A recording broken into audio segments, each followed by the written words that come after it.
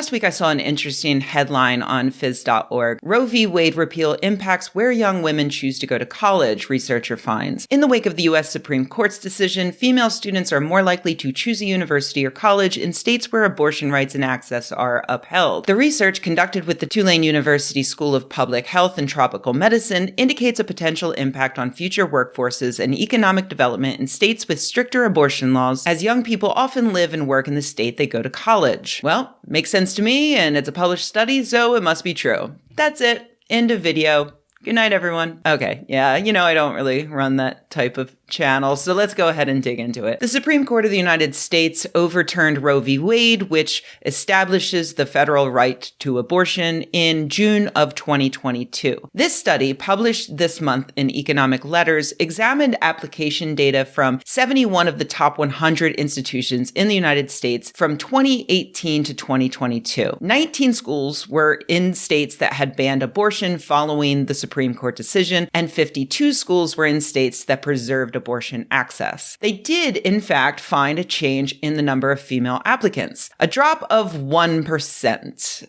That presupposes a 1 percentage point increase in the share of male applicants, so effectively this represents a roughly 2 percentage point swing in the mix of applicants by binary gender. While statistically significant and interesting, that is not a lot. It's 1 out of 100, presumably cisgender women not going to a college in a red state.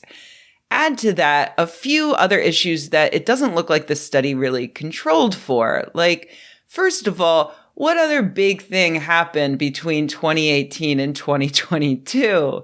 That's right, a global pandemic, and one that hit red states worse than blue states. In fact, their data shows that the number of female applicants has actually been steadily dropping since 2020, though maybe not to the point of statistical significance, to be fair. While men were more likely to be negatively affected health-wise by COVID, women are more likely to be the caregivers in the home, meaning that they were the ones who were more likely to have given up their college ambitions to take care of parents, children, or other family members. In fact, that was the finding earlier this year when researchers noticed that female college enrollment dropped at twice the rate of male college enrollment between 2020 and 2022. Finally, there's a little bit of a timing issue.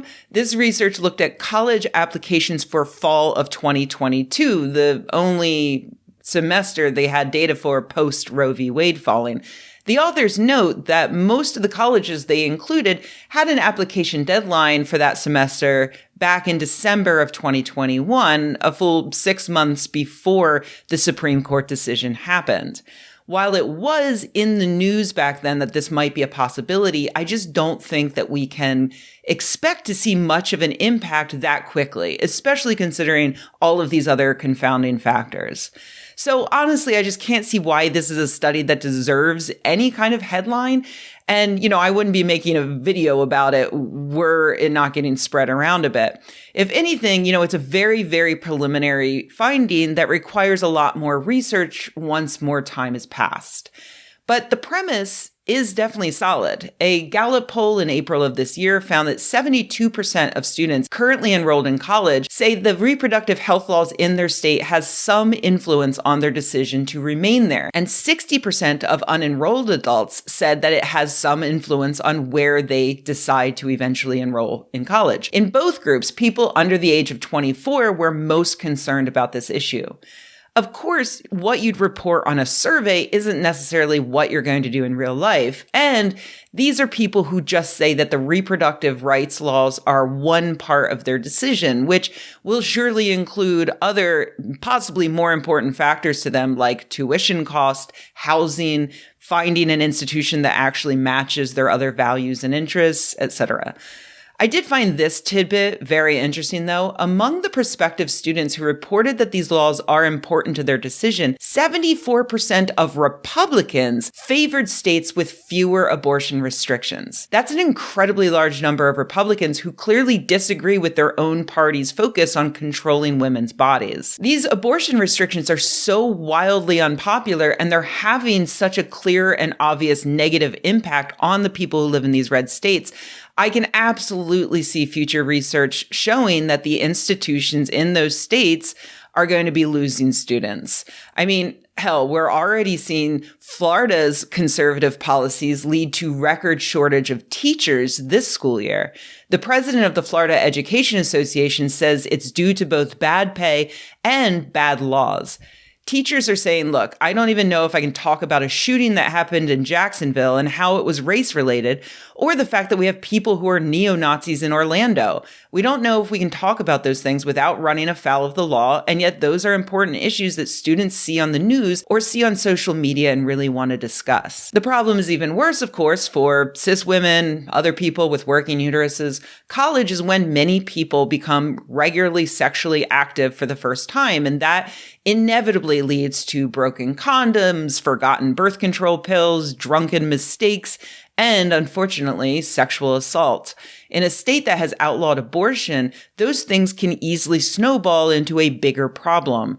Find a way to get to another state or figure out how to get through the next 9 months of your body not being your own. Richer, more privileged women will be able to handle it. Marginalized people will not, and the majority of them will probably end up dropping out or pursuing unsafe abortions that endanger their health. Even if a student can avoid that problem, many people choose a university in a place that they see themselves living long term.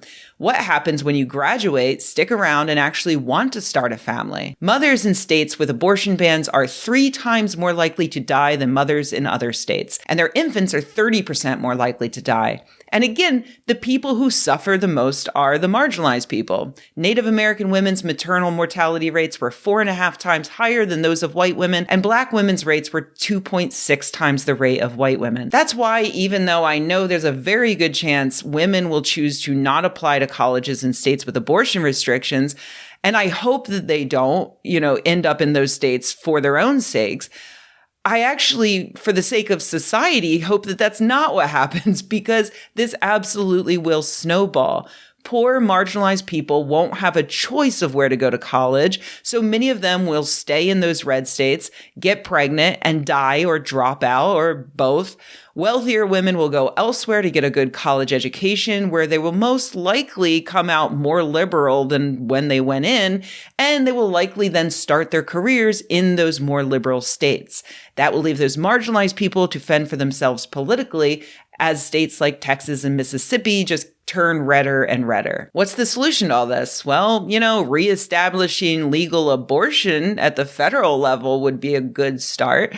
And, a great follow-up might be supporting the efforts of organizations like Plan C and Just the Pill, which endeavor to bring bodily autonomy back to people, regardless of what state they happen to live in. Another good solution is to vote. Pokemon, go to the polls. Sorry. I know, but it actually can help. If you are watching this video the day that it comes out, there is currently an election happening in many places in the United States.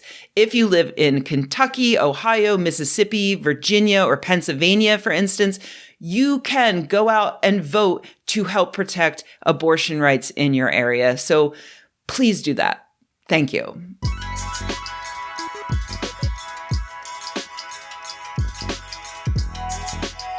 Hey everybody, thanks for watching. If you enjoyed this video, please give it a like. If you loved the video, please subscribe. And if you think the world could use more videos like this and you happen to have a few bucks laying around, head to patreon.com/Rebecca and join an awesome community of nerds like the people whose names you see on the screen right now. Thanks.